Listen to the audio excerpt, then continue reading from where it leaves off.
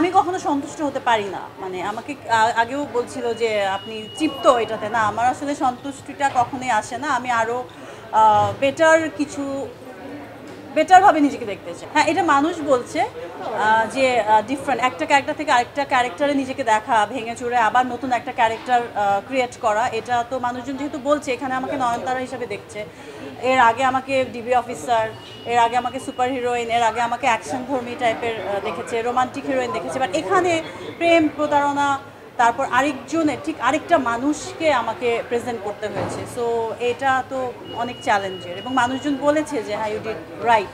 So আমার মনে হয় আমি রাইট ট্র্যাকে আছি। দুটোই আসলে দুটোই, একটা মানে আমার ছবি, আমার থার্ড ছবি থেকে ঈদে রিলিজ হওয়া শুরু করেছে। সো ওই হিসেবে আমি বলবো আমি একটুখানি ওদের থেকে একটুখানি বেশি এক্সপিরিয়েন্স। সো আমার এটা খুব ভালো লাগে, এই যে প্রেশারটা থাকে এবং অডিয়েন্স কীভাবে অ্যাকসেপ্ট করবে। অন্যান্য ছবিগুলো থাকে একটা কম্পিটিশন থাকে ইন এ পজিটিভ ওয়ে, এটা আমি খুব এনজয় করি, এবং নিজেকে বারবার তুলে ধরা মানুষের সামনে, অডিয়েন্সের সঙ্গে যে কানেকশনটা বিল্ড হয়, এটা খুব ভালো লাগে। ঈদের সময় এটা বেশি হয়। ভিন্নতা মনে হয়েছে ভিন্ন, কারণ আমি এখানে আমাকে একটা খুব অনেস্ট একটা কথা বলি, সেটা হচ্ছে প্রথমে যে গল্পটা আমাকে শুনিয়েছিল যে একজনের গল্প এরকম করে আমরা প্রেজেন্ট করবো এবং একটা সত্যি স্টোরি, বাট ধীরে ধীরে কী হয়েছে, গল্পটা একটু ভেঙে চুরে অন্য দিকে ইয়ে করেছে। তারপরেও আমি যতটুকু চেষ্টা করেছি যে আমাকে এইটাতেই ধরে রাখতে। সো অনেক কিছু তো চেঞ্জেস আসে, অনেক কিছুর সমন্বয় আসলে একটা ফিল্ম তৈরি হয়। ফিল্মটা আসলে একজনের না, যদিও বলছে একজনের গল্প অবলম্বনে, তারপরেও কিন্তু সবগুলো ক্যারেক্টার না থাকলে এই ক্যারেক্টারটাও সামনে আসাটা মানে তখন খালি এমটি মনে হবে।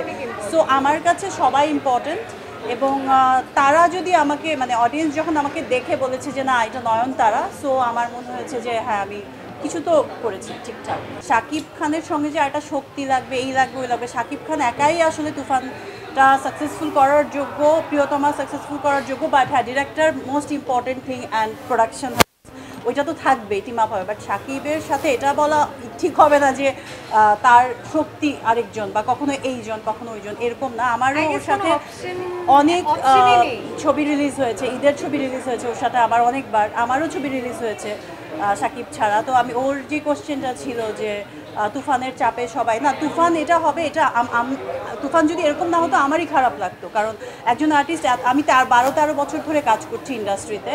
তো আমি যখন একটা সিনেমা নিয়ে আসি, আমার এক্সপেকটেশন অনুযায়ী যদি না হয়, ওরকম লাইমলাইটে না আসে, বা তোমরা যদি কথা না বলো, অডিয়েন্স যদি এটা ভালো না বাসে, তো আমার কীরকম লাগবে? 12-13 বছরে, উনি 25 বছর ধরে কাজ করছে। সো ওনার এটা অবভিয়াসলি ওনার ছবিটা নিয়ে এরকম উৎসব হওয়া উচিত, এবং সবার ওইটা অ্যাপ্রিসিয়েট করা উচিত। এর মানে এটা না যে অন্যদের ছবি একেবারেই খারাপ হচ্ছে। ফিল্ম ইন্ডাস্ট্রি এটা একটা না, সবার কাজ করতে হবে, বিভিন্ন রকমের কাজ করতে হবে, এগিয়ে যেতে হবে, এটা আমি বিশ্বাস করি। একটি ভুল টপিক নষ্ট করে দেয় আড্ডার দিক, তেমনি একটি ভুল উপাদান নষ্ট করে দেয় পারফেক্ট মিক্সিং। বাট প্রাণ চানাচুরে পাবেন সঠিক উপাদানের ঠিকঠাক মিক্সিং, তাই স্বাদটাও পাবেন পারফেক্ট। প্রাণ চানাচুর পারফেক্ট মিক্সিং।